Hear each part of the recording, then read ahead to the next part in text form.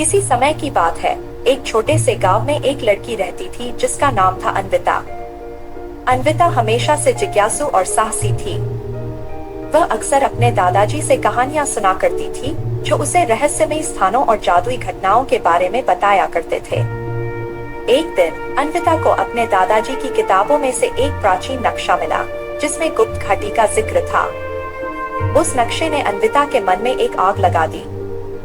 वह जानती थी कि उसे इस गुप्त घाटी की खोज करनी ही होगी। उसने अपनी यात्रा की तैयारी की और अपने सबसे अच्छे दोस्त, एक प्यारे कुत्ते जिसका नाम शेरू था, को साथ लेकर चल पड़ी। नक्शे का पीछा करते हुए अन्विता और शेरू ने घने जंगल में प्रवेश किया। जंगल घना और डरावना था, लेकिन अन्विता के दिल में डर की जगह उत्साह था। चलते चलते उन्होंने विभिन्न प्रकार के जानवरों और पेड़ पौधों को देखा जिनके बारे में अन्विता ने पहले कभी नहीं सुना था। रास्ते में वे एक बुद्धिमान तोते से मिले जो बोल सकता था। तोते का नाम था मनी और उसने अन्विता को बताया कि वह इस जंगल का संरक्षक है। मनी ने अन्विता को चेतावनी दी कि गुप्त घाटी तक पहुंचने का रास्ता खतरनाक है, लेकिन उसने उनकी मदद करने का वादा भी किया। गुप्त घाटी की ओर बढ़ते हुए अन्विता और शेरू को कई चुनौतियों का सामना करना पड़ा। पहले उन्हें एक जादुई नदी पार करनी पड़ी जो हर पल दिशा बदलती थी। मनी की मदद से उन्होंने सही समय पर नदी पार कर ली। इसके बाद उन्हें एक विशाल भूल भुलैया से गुजरना पड़ा जहां हर रास्ता उन्हें अलग दिशा में ले जाता था। अन्विता की समझदारी और शेरू की सूंघने की शक्ति ने उन्हें सही रास्ता खोजने में मदद की।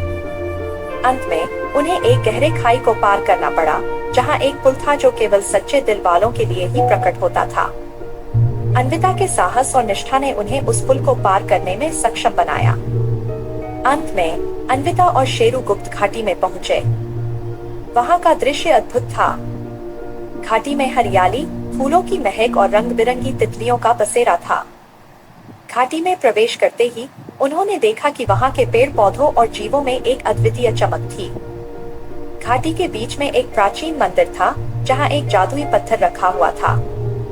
मणि ने बताया कि यह पत्थर घाटी की जादुई शक्तियों का स्रोत है, लेकिन यह पत्थर धीरे धीरे अपनी चमक खो रहा था। मणि ने अन्विता को बताया कि घाटी की जादू को बचाने के लिए उसे अपने सच्चे दिल की शक्ति का उपयोग करना होगा। अन्विता ने उस पत्थर को अपने हाथों में लिया और अपनी आंखें बंद कर दी। उसने अपने दिल से प्रार्थना की और घाटी की सुंदरता और शांति को महसूस किया। अचानक पत्थर चमकने लगा और उसकी चमक से पूरी घाटी प्रकाशित हो गई। घाटी के पेड़ पौधों और जीवों में फिर से जीवन आ गया। मणि ने अन्विता को धन्यवाद दिया और कहा कि उसकी निष्ठा और प्रेम ने घाटी को पुनर्जीवित कर दिया है। अपनी अद्भुत यात्रा के बाद अन्विता और शेरू अपने गांव वापस लौटे। उन्होंने गांव वालों को अपनी रोमांचक यात्रा और गुप्त घाटी के बारे में बताया। गांव के लोग उनकी बहादुरी और निष्ठा की प्रशंसा करने लगे। अन्विता की यह यात्रा उसे हमेशा के लिए बदल गई। उसने सीखा कि सच्चे दिल और निष्ठा से किसी भी मुश्किल को पार किया जा सकता है। उसने यह भी जाना कि हर जगह, चाहे वह कितना भी रहस्यमय क्यों न हो, सच्चे दिल वालों के लिए कोई भी चीज असंभव नहीं है। और इस प्रकार अन्विता और शेरू की यह अद्भुत कहानी हमेशा के लिए गांव वालों की कहानियों में जीवित रही और गुप्त घाटी का रहस्य हमेशा के लिए एक प्रेरणा बना रहा।